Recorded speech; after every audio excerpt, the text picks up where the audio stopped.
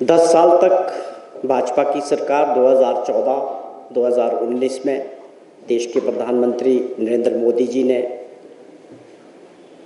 जिस प्रकार की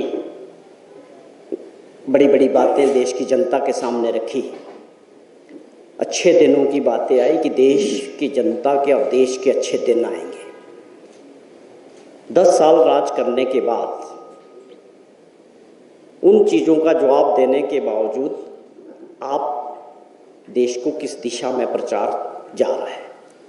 आज मीडिया की सुर्खियां हैं कि देश के प्रधानमंत्री अपने प्रचार में इस बात का जिक्र कर रहे हैं कि कांग्रेस अगर सत्ता में आएगी तो राम मंदिर पे बुलडोजर चलेगा।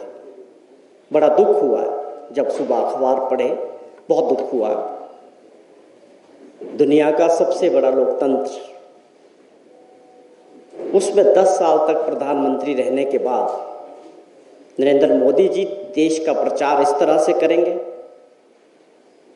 मंदिर और मस्जिद पे बात करेंगे। और आज इतने स्तर तक पहुंच गए, इन पूरे 40 दिनों के प्रचार में मंगलसूत्र तक पहुंचे, मंदिर मस्जिद तक पहुंचे, हिंदू मुस्लिम तक पहुंचे। लेकिन जैसे जैसे चुनाव आगे बढ़ा, भाजपा की और नरेंद्र मोदी जी की, इनकी टीम की बौखलाहट साफ दिख रही है। ये मैं नहीं कहता, ये पूरा मीडिया देख रहा है, पूरा देश देख रहा है। आज इसी का परिणाम है कि आज उन्होंने इसको एक कदम आगे बढ़ तक, भारत जैसे लोकतंत्र में जहां 140 करोड़ लोग रहते हैं, वहां मुद्दों की कमी नहीं है, लोगों की समस्याओं की कमी नहीं है। 10 साल तक जो प्रधानमंत्री सत्ता में रहे, आज वो इन बातों को लेके चर्चा कर रहे हैं। साफ तौर पे लोकतंत्र को मजबूत करने की जरूरत है। प्रभु श्री राम में ये आस्था का विषय है, ये चुनाव का विषय हो ही नहीं सकता। राम जी के नाम पे चुनाव लड़ना, मंदिर के नाम पे चुनाव लड़ना बहुत दुखद है। चुनाव के मुद्दे जनता से जुड़े हुए, देश से जुड़े हुए, बेरोजगारी से जुड़े हुए, किसानों से जुड़े हुए होने चाहिए। 10 साल का कार्यकाल अपना बताना, अपने रिपोर्ट कार्ड देश की जनता को बताने का समय था।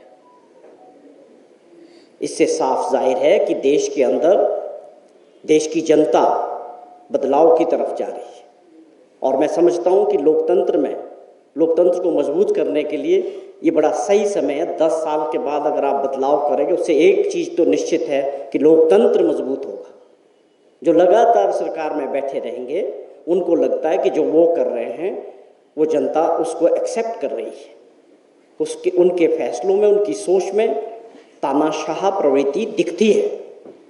अगर आज देश नहीं रोकेगा तो ये सारा कंट्रोल एजेंसीज के द्वारा देश को करेंगे। तो मैं समझता हूँ देश की जनता इस बात को समझ रही है और बदलाव की तरफ जा रही है। और यही बौखलाहट माननीय प्रधानमंत्री जी के भाषणों में दिख रही है। कांग्रेस पार्टी को और कांग्रेस पार्टी के नेताओं को गालियां देना और कोसने का काम, ये अपने आप में भारत जैसे लोकतांत्रिक देश में बहुत दुर्भाग्यपूर्ण है। इलेक्शंस हो रहे हैं, जैसे जैसे ये चुनाव आगे बढ़ रहा है, लोगों में गुस्सा है उन लोगों के प्रति जिन्होंने साजिश रची सरकार को गिराने की। चुनी हुई सरकार जनता द्वारा चुनी गई और जनता ने, हिमाचल प्रदेश में ये पहली बार ऐसा देखने को मिला कि लोगों ने अपने निजी स्वार्थ के लिए विपक्ष के लोगों के साथ मिलकर सरकार को गिराने की साजिश की। और वो साजिश आपके सामने है, कितने दिनों तक रहा और उसका परिणाम क्या निकला कि आज इंडिपेंडेंट एमएलएस की ये हालत है कि वो ना एमएलए हैं ना वो कहीं के रहे। ये सब कुछ हुआ, लोगों में इसको लेके बहुत गुस्सा है हिमाचल प्रदेश में कि ये नहीं होना चाहिए था। जिनको लोगों ने चुना था उनको 5 साल का समय सुखविंदर सिंह सुक्खू जी की सरकार को मिलना चाहिए था। और 15 महीने का जो कार्यकाल है हमारा, उसमें हमने काम किए हैं। जो गारंटियां थी कांग्रेस पार्टी की, हमारी सरकार ने उसको आगे बढ़ाया। आप गलत प्रचार करके आप बताएं, क्या पूर्व मुख्यमंत्री जयराम ठाकुर ने पूरे प्रचार के दौरान अपनी पिछली 5 साल की कोई उपलब्धि बताई? क्या उनमें ये हिम्मत है? वो बता सकते हैं कि जब वो 5 साल तक इस सरकार में रहे, वो 4 उपलब्धियां बता पा रहे हैं लोगों को?